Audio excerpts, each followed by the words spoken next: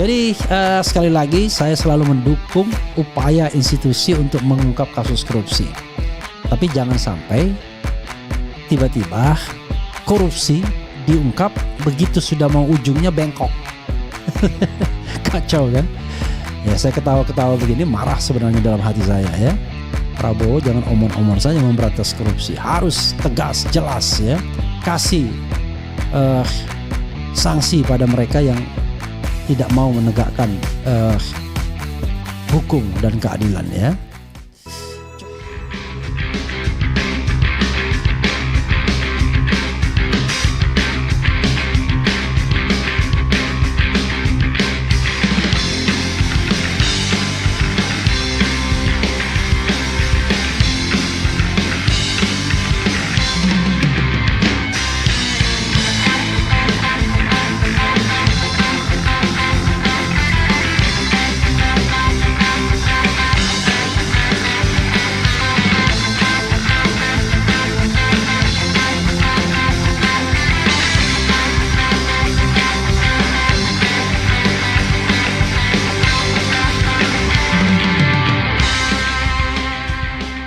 Dalam pengadaan produk kilang yang dilakukan oleh PT Pertamina Patraniaga, tersangka RS melakukan pembelian atau pembayaran untuk RON 92. Padahal sebenarnya yang dibeli adalah RON 90 atau lebih rendah, kemudian dilakukan blending di depo untuk menjadi RON 92 dan hal tersebut tidak diperbolehkan atau bertentangan dengan ketentuan yang ada.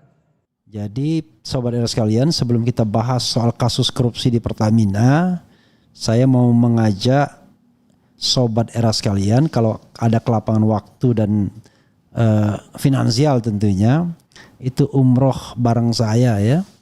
Alhamdulillah saya dengar ya bahwa sudah, kalau untuk bintang 5-nya dari 80 tinggal 13 seat lagi.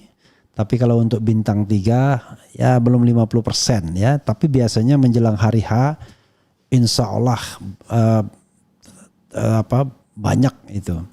Tapi hari H-nya tuh H-3 karena harus ada proses paspor ya, meningitis macam-macam ya. Tapi kalau soal jadi dan tidak jadi, insya Allah ini 99,9% karena semuanya sudah di booking. Jadi sudah seatnya itu di booking 80 untuk bintang 5, 40 untuk bintang 3 ya. Jadi silakan saja. Nah, cuma saya mau men-challenge ya sobat era sekalian. Kalau menghubungi saya hari ini ya, sebenarnya saat ini ya nggak apa-apa. Ditelepon aja di saya di 0811 9011 970, itu ada di deskripsinya ya. Itu kalau bintang 5 saya kasih diskon 5 juta ya. Kemudian kalau bintang 3 saya kasih diskon 3 juta. Tapi sekarang ya karena tadi saya katakan bintang 5 tinggal 13 seat saja. Nah, cuman bintang 3-nya masih agak banyak ya. Itu informasi terakhir yang saya dapatkan dari travelnya ya, dan kebetulan travelnya itu ngotor sekali ngajak saya, makanya saya paling tidak punya kewajiban untuk mensosialisasikan kepada sobat era sekalian. Silakan hubungin saya ya. Tadi ada seorang ustadz yang menghubungi saya, tapi rupanya dia WA ya. Nanti saya akan hubungin balik. Tetapi kita saat ini bicara tentang Pertamina dulu ya. Like son, like father, like father, like son, like son, like father. Jadi saudara sekalian, Kejaksaan Agung baru mengungkapkan korupsi sebesar, enak sekali nih orang korupsi ya, 193 triliun. Dan modusnya kacau ya. Ini coba kita bacakan beberapa berita highlight. Korupsi Pertamina, Patraniaga beli Pertalite dioplos jadi Pertamax, bayangkan. Pertamina buka suara soal kasus hukum melibatkan dirut anak usaha. Kemudian RON 90 disulap jadi 92. Korupsi minyak mentah Pertamina rugikan 193,7 triliun. Oh, ada 7 triliunnya ya. 100, jadi dikasih 7 di judulnya ya. 193,7 triliun. Jangan salah, 7 triliun itu 700 miliar, bukan sedikit ya. Kemudian apalagi nih, jadi broker minyak mentah anak Riza Khalid tersangka kasus Pertamina. Kejagung, kerugian negara kasus korupsi minyak mentah 193,7 triliun. Pantas saja negara ini parah ya. Rugikan negara 193 triliun, kasus Pertamina jadi skandal korupsi terbesar kedua setelah kasus PT Timah. Oke, coba kita lihat ya. Tadi kita sudah lihat videonya. Coba kita lihat nih anak Riza Khalid ini broker, karena dia yang mendapatkan keuntungan ya. Oke. Jadi broker minyak mentah anak Riza Khalid tersangka kasus Pertamina. Jadi Riza Khalid ini pernah sangat viral sobat era sekalian ketika dalam kasus Papa minta saham diperdengarkan di DPR. Disebut-sebut ada nama Setia Novanto, ada Riza Khalid, bahkan Luhut Binsar juga disebut-sebut namanya. Tapi yang paling jelas terlibat itu Setia Novanto dan Riza Khalid ini. Bahkan beli bercandanya bukan kelas sendal jepit kayak kita, bercandanya sudah beli yang namanya jet pribadi, bukan lagi sekedar mobil ya. Oke, coba kita bacakan. Like father like son, gila ya ini anak ini mungkin paling baru berapa tahun sih, bayangkan. Aduh, Allahu Akbar ya. Jakarta, CNN Indonesia, anak dari saudagar minyak Muhammad Riza Khalid, Muhammad Keri Andrianto Riza MKAR, menjadi salah satu tersangka kasus dugaan korupsi tata kelola minyak mentah dan produk kilang PT Pertamina Persero Subholding dan kontraktor kontrak kerjasama KKS tahun 2018-2023. Jadi walaupun saya lawyer dan memang jarang, hampir tidak pernah bersidang di pengadilan biasa ya, nggak mau saya membela koruptor ini dibayar berapapun ya, pernah mau dijadikan ahli nggak mau juga. Saya hanya mendukung dua tersangka korupsi itu karena saya yakin beliau orang lurus. Pertama Denny Indrayana ketika dikriminalisasi dalam kasus payment gateway, dan for the time being kalau Denny Indrayana saya yakin lah 99% dia tidak korupsi. Dan Tom Lembong ya, karena payment gateway itu zong sebenarnya ya, nggak jelas itu korupsinya di mana. Kemudian Tom Lembong, nah kalau Tom Lembong kepercayaan saya tentu tidak bisa dikatakan 99%, ya minimal 75% lah saya percaya Tom Lembong ya. Oke. Berdasarkan hasil penyelidikan Kejagung, MKAR ya adalah beneficial owner ya. Jadi adalah pemilik yang mendapatkan keuntungan PT Navigator Katulistiwa dan menjadi broker pemenang tender pengadaan impor minyak mentah. Bersama dua tersangka lain dari pihak swasta, MKAR diduga menyepakati harga tinggi dengan sebelum tender dilaksanakan. MKAR sudah ditahan tim penyidik Jampitsus Kejaksaan Agung di Rumah Tahanan Negara Rutan Salemba. Berdasarkan alat bukti permulaan yang cukup, tim penyidik menetapkan 7 orang tersangka, yaitu MKAR selaku beneficial owner PT Navigator Katulistiwa, ujar Direktur Penyidikan Kejaksaan Agung Abdul Kohar di kantornya Jakarta Selatan Selasa.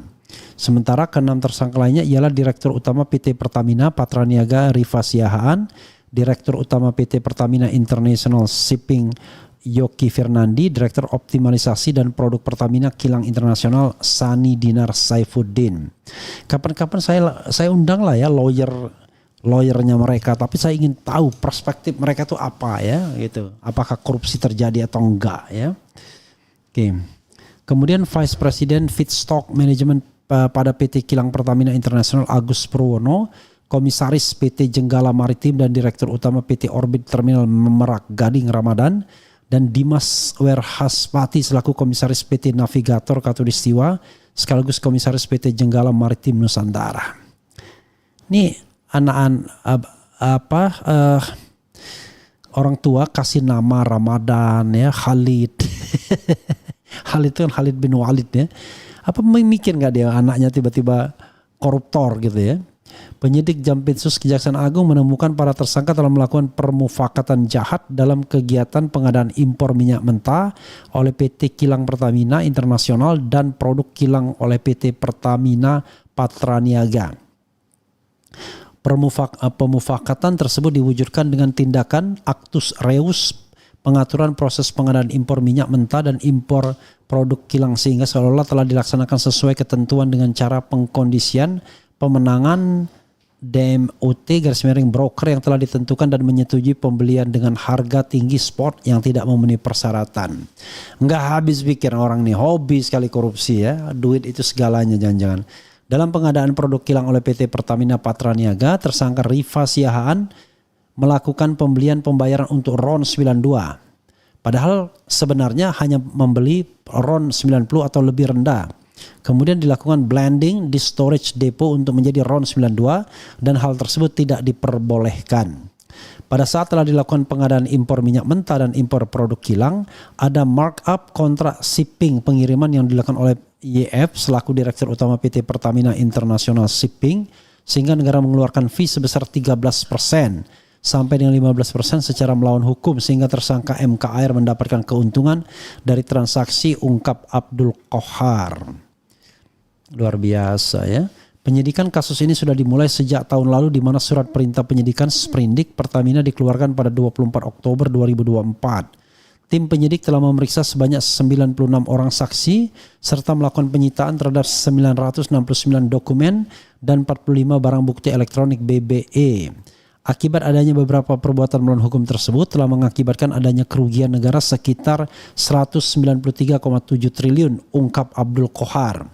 Rinciannya terdiri dari kerugian ekspor minyak mentah dalam negeri sekitar 35 triliun, kerugian impor minyak mentah melalui DMUT broker sekitar 2,7 triliun, kerugian impor BBM melalui DMUT broker sekitar 9 triliun, kemudian kerugian pemberian kompensasi 2023 sekitar 126 triliun dan kerugian pemberian subsidi 2023 sekitar 21 triliun. Para tersangka disangkakan melanggar pasal 2 ayat 1 atau pasal 3 Jungto pasal 18 Undang-Undang Pemberantasan Tindak Pidana Korupsi Undang-Undang Tipikor, Jungto pasal 55 ayat 1 ke 1 KUHP. Umum ya itu ya. Ya saudara sekalian, lagi-lagi korupsi luar biasa ya. Jadi kalau yang belum tahu Riza Khalid ini, dia orang dekat dulu ya. Orang dekat ketika zaman SBY. Wah, dia orang dekatnya pada waktu itu Menteri Sekretaris Negara. Ya, saya tidak sebutkan nama lah. Dari Palembang ya. Dan terkenal sebagai cukong-cukong lah ya. Untuk pemilu, untuk apa ya, jangan, dan kayaknya bermimikri setelah menghilang dalam tanda kutip dia bermimikri. Jadi saudara sekalian, begitu. Tapi kenapa Kejaksaan Agung yang mengungkapkannya? KPK kok jadi macan ompong ya? KPK hanya mengungkapkan kasus ecek-ecek, yaitu Hasto Kristianto, yang tidak jelas kerugian negaranya seperti apa. Masa jadi benchmark KPK kasus Hasto Kristianto? Harusnya kasus yang begini-begini nih. Ambil dilipatan kekuasaan, yaitu namanya political corruption ya. Jadi kita harus tahu siapa yang mendapatkan manfaat dari ini semua. Begitu saudara sekalian ya. Oke. Jadi sekali lagi saya selalu mendukung upaya institusi untuk mengungkap kasus korupsi. Tapi jangan sampai tiba-tiba korupsi diungkap begitu sudah mau ujungnya bengkok. Itu terjadi dengan kasus Zarof Rikar. Wah, hebat Kejaksaan Agung mengungkapkan 920 miliar. Kemudian uang suap yang terkumpul mungkin 51 kg emas. Ternyata ada bisik-bisik tetangga bukan 920 miliar, kata Maki 1,6 miliar, 1,6 triliun itu. Kata teman saya dari partai politik, oh enggak 2 triliun itu. Kan kacau. Dan di dalam surat dakwaan terhadap Zarof Rikar enggak disebutkan asal uangnya dari mana. Kacau kan. Ya saya ketawa-ketawa begini marah sebenarnya dalam hati saya ya. Prabowo jangan omon-omon saja memberantas korupsi. Harus tegas, jelas ya. Kasih sanksi pada mereka yang tidak mau menegakkan hukum dan keadilan ya. Coba kita bacakan ya. Perampok dan pengkhianat bangsa semakin merajalela. Kemudian Bukannya bapaknya ini terlibat di papa minta saham. Ya iyalah. Adili Jokowi, revolusi itulah jalan keluar. Biar para koruptor ada takut untuk korupsi. Ya. Kapan ya Indonesia hilang? Oh jangan begitu dong. DPR-nya melempem, gak berani ngesahin undang-undang hukuman mati. Jadi pada gak takut korupsi.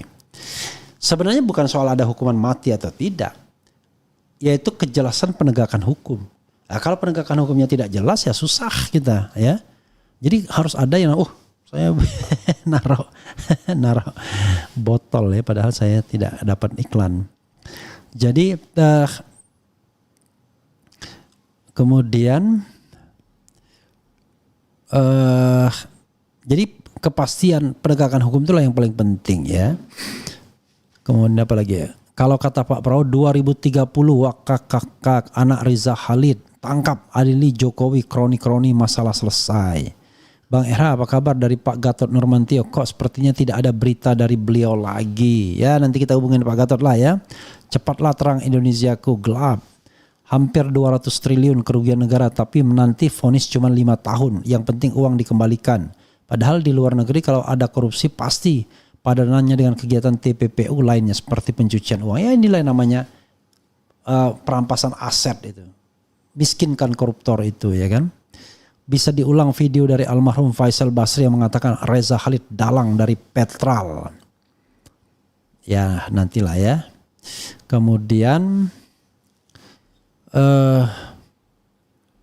bayar 193,7 triliun ya. Ngalir bayar kemana. Hampir 200 T kerugian negara tapi nanti skeptis banget sudah Teguh Santoso ya. Selamat datang di zaman Mulkan Jabarian ya. Saya pernah dengarnya tapi saya lupa apa artinya ya. KPK ngintip terong. Ini kakap gampang teman triliun ya. Teman itu maksudnya gampang betul ya. Gak ada efek jerahnya koruptor dimanja dan diternak dibackingin. Kemudian Ramadan gelap. Beli Pertamax tahu-taunya dikasih Pertalite ya. Dan korbannya kita semua tuh loh. Kalau kita bicara tentang misalnya itu beredar di Indonesia parah banget kita. Kita bayar Pertamax ternyata Pertalite oplosan ya, parah juga. Sahkan undang-undang perampasan aset di DPR ya. Kemudian KPK perlu import Kim Jong Un. Jadi gimana masa kasus korupnya terulang terus? Mana kebijakannya? Tenang aja, koruptor di rezim sekarang aman, bisa menjabat lagi. Makanya saya nggak kerasan di Indonesia, mending di Hong Kong babu. Masa sih Renata Dahlia, yakin Anda? Namanya saja tidak menunjukkan rasanya. Lawan aja dulu. Fase keempat menuju ke fase 5 akhir zaman. Siap-siap Danantara sama nasibnya seperti dana-dana yang disunat di Indonesia lainnya. Bang RH yang kasus negara ini dibiarkan dirampok dan bangkrut. DPR tidak mau sahkan undang-undang perampasan aset ya. Sebenarnya bosan saya dengar koruptor selalu aja masih ada, kapan musnahnya ya belatung negara ini. 99,9 pejabat korupsi, iyalah, mulai dari soft corruption sampai hard corruption. Karena ya tadi mereka enggak ini ya, tidak kapok ya tadi. Kalau Anda korupsinya tuh jangan tanggung segede-gedenya. Nanti kalau Anda di penjara, maka Anda bisa mengendalikan sipir. Ya, bisa mengendalikan penjara dan lain sebagainya. Kan kacau. Karena itu orang berpikir kalau mau korupsi jangan tanggung sebanyak-banyaknya. Biar nanti kita bisa bayar. Biar bisa bayar ya. Bayar sana, bayar sini. Nah, ini yang sebenarnya ya, yang sering disanggah oleh petinggi penegak hukum seolah-olah wah ini oknum dan lain sebagainya. Kalau oknumnya banyak ya semarkas namanya.